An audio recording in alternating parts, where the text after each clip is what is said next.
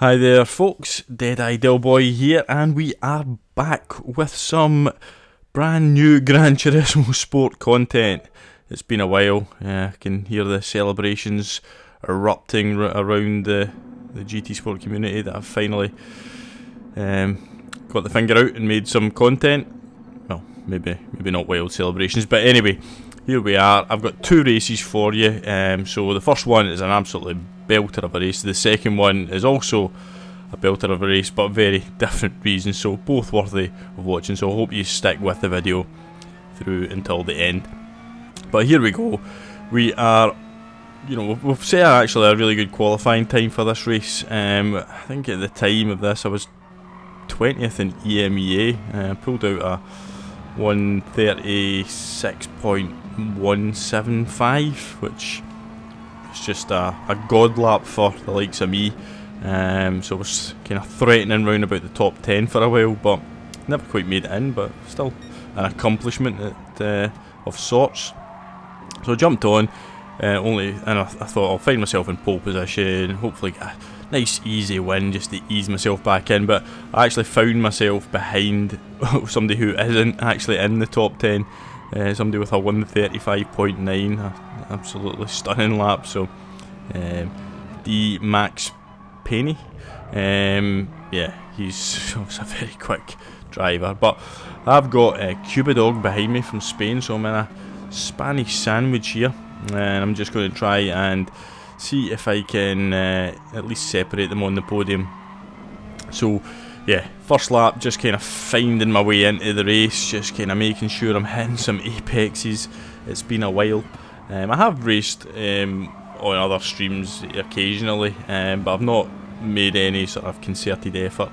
I've just had so many other things happening, mainly to do with bringing up a 7-month-old baby. 7 months she is now, unbelievable. Where does the time go? But yeah, that is pretty time consuming, helping the wife, just dealing with all sorts of issues there. But you can see here, Cuba Dog, more importantly than raising a baby, trying to get past me, getting into the Senate S's, but no, that's not going to happen. Not today, pal. Well, not in that lap anyway. But yeah, we managed to hold him off, but we obviously know he's got the pace. He's actually in the Sirocco, which is arguably the better car for the actual race, given that its straight line speed is quite substantially better than the Mazda Atenza. The Atenza is really good through the middle sectors, which makes it such a powerful car in time trial here, because through the middle sector here it's all twists and turns, and the traction it can grab onto. If you hook onto the curbs, you can basically floor the accelerator and it'll just pull itself round. It's it's noticeable how good it is. It was the same when it was at Fuji the other week there. It was top of the time trial boards, the same reason. The final sector in Fuji, it was just unbeatable. But like Fuji, this is also a big long straight, so it is, it's open to attack, to be attacked anytime you get on a long straight off the Sirocco. But we've managed to fend off Cuba Dog thus far. We managed to hit more apexes than I thought. You can see the Romanian Soren in 4th place, kind of lurking around, hoping to get involved. But yeah, Max Penny, he's gone, because I'm obviously having to defend, so I'm not really focusing on him at all. You can see Cuba Dog's now got the run. Look at the power of that Sirocco, round the outside, onto the brakes. Will we be able to just fend him off? No, we have to give him space, and we do. Very respectful racing, and we just have to, just give up the place there. He made a good move round the outside, there's no point fighting that. So here we are now in 3rd place, and we're kind of caught between, do we attack to try and get past back up into 2nd, or do we defend and just be happy with a podium on the return? The return of the Deadeye. I think I've used that title before, but anyway. So yeah, we're going to just have a look here, make sure we're not going to get passed up the inside, because that is a sort of overtaken section there. But the Romanian, very respectful again, not sending it. It would have been a bit of a lunge, but you can see here with the Mazda, we can hook onto the back of the Sirocco pretty easily through, especially through this sector here. So you can't really get away from us, which is good. But the problem is going to be, how do we overtake? Can we overtake? Because I can keep up with him, that's not a problem. But the best overtaking spot on this track, well, one of the best anyway, is the Senna S's where he got me, because you got the run down the straight if you're in the slipstream. So you can see here where, you know, on his bumper, we're going to try and see if we can make something happen here. And you know, it's going to be difficult, but we just show ourselves on the right hand side. We'll make a little move to the right, yeah, but then we fake to the right and die and just come across the left. And to be honest with you, I was really pleased with that move, because we get it onto the apex and we managed to hook onto that curb. That curb is very grippy, it's remarkable. You can have two wheels off on the left hand side.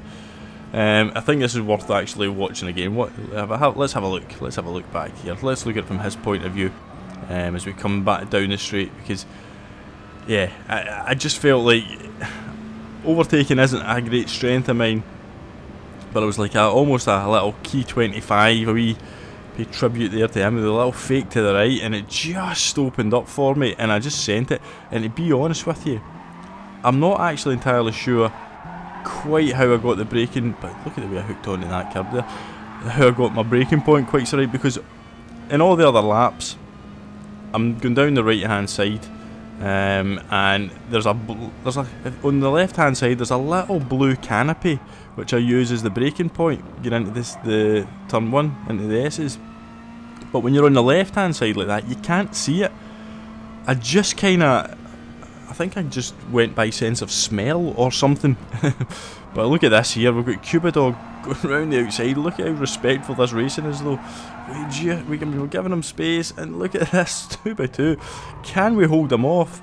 He's got the power, but we've got the traction, and we do manage to hold him off. But you know, we've now got the EMEA, and he's getting involved, but I think he's got a half-second penalty there. But again, here's a chance for Cuba Dog to get, I mean, I missed the apex here, but again, it's one of the ones where it's a very difficult place to pass. And now we've opened up a little bit of a gap, so we just need to make sure we can take this corner, and we don't actually take it that well. We kind of miss the apex because you can get hooked onto that curb and it'll give you a much better run off. This is going to be close. Hold on to your hats, boys and girls. Can we hold off the Flying Spaniard and separate the Spaniards from a 1-2 finish? Look at this, how tight is this going to be? He's got the run, but we've got just enough to get over the line. So yeah, I was happy with that. It was a very enjoyable race. A shout out to Cuba Dog, P3 there, and to Soren in P4, because yeah, he played a part in the race. He didn't. I mean, the basically was just two very respectful drivers. So thanks very much to you guys. So we'll jump over now quickly onto our US account, and we'll have a race over there and see what's happening. Again, jumping in. Daily Race B in Interlagos.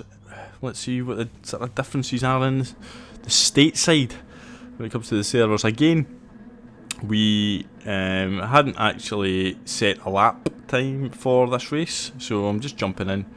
Or did I set a lap time? I'm not sure. If I did set one, it was a it was just a token lap time. I wasn't really racing for the win at this point. I was just trying to suss out what the standard of the driving was like. I mean, this is an AA plus rated lobby we're in, so I'm hopeful that it is, well, the standard was as good as what we just saw there on EMEA. But the fact that I've included this video means one or two things. One, I'm either going to fly through the pack and take an absolutely astonishing victory, which would be astonishing for a 4-lap race, or it's going to be full of absolute filth. So I'll let you guys try and work that one out in the early stages here. But yeah, so through the S's, you know, just keeping it calm. We're not going to make any mad dives, any lunges. We're going to just try and suss out what's happening up ahead.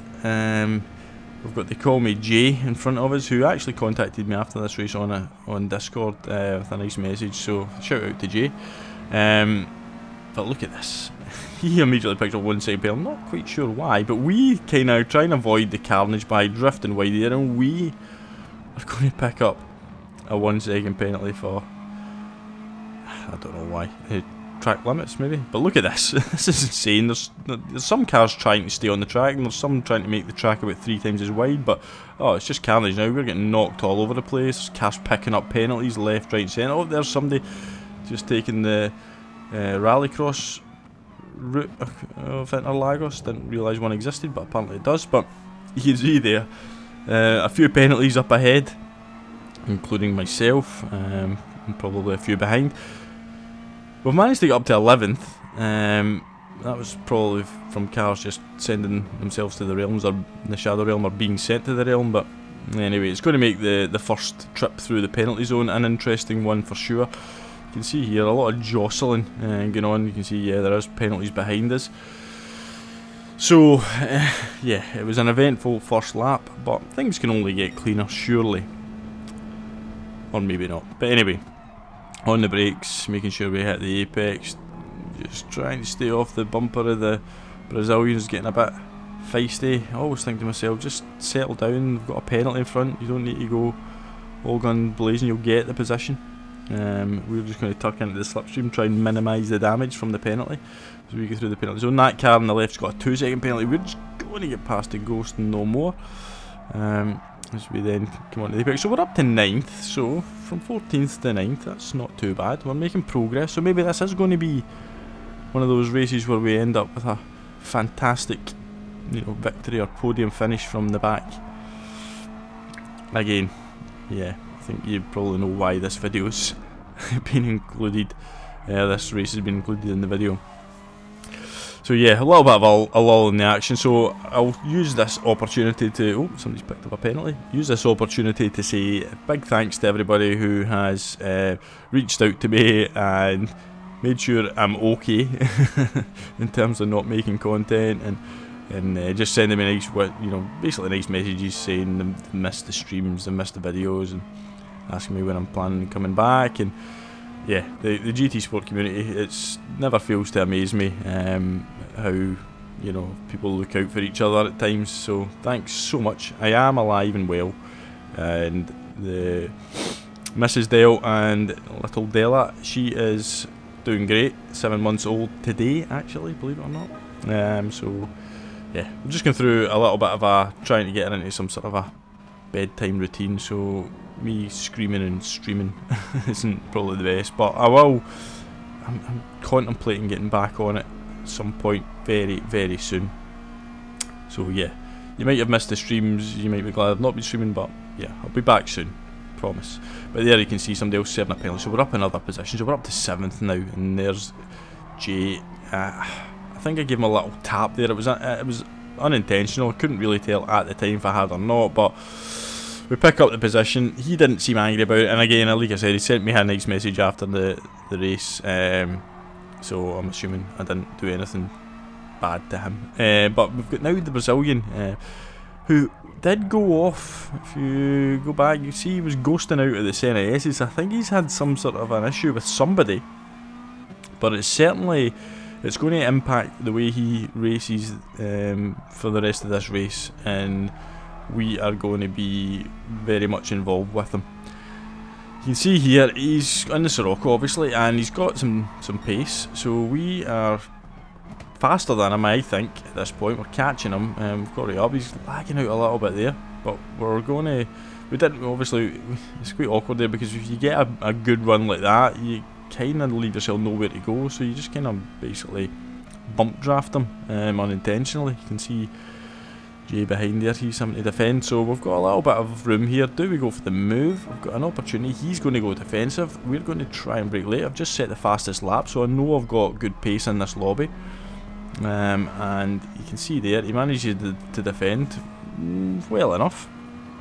But here's where I was just really annoyed. Look, he's defending to the left, now defending to the right, now defending to the left, and eventually he defends to the right again. So I mean, I'm pretty sure weaving up and down the straight isn't allowed. But anyway, I then try and force my way up the inside because I was just that annoyed the way he defended. I thought, nah, if you're going to defend like that, I'm just going to be aggressive and trying to overtake. I'm not normally aggressive in my overtakes, but I'm not normally faced with such aggressive defending. The big winner there though is Jay. He manages to get up the inside of both of us. But yeah, I was just so annoyed. I mean, this whole weaving up and down, you know, I've seen it at so many streams. People just don't. You pick a side and then defend. Don't give me this weaving nonsense.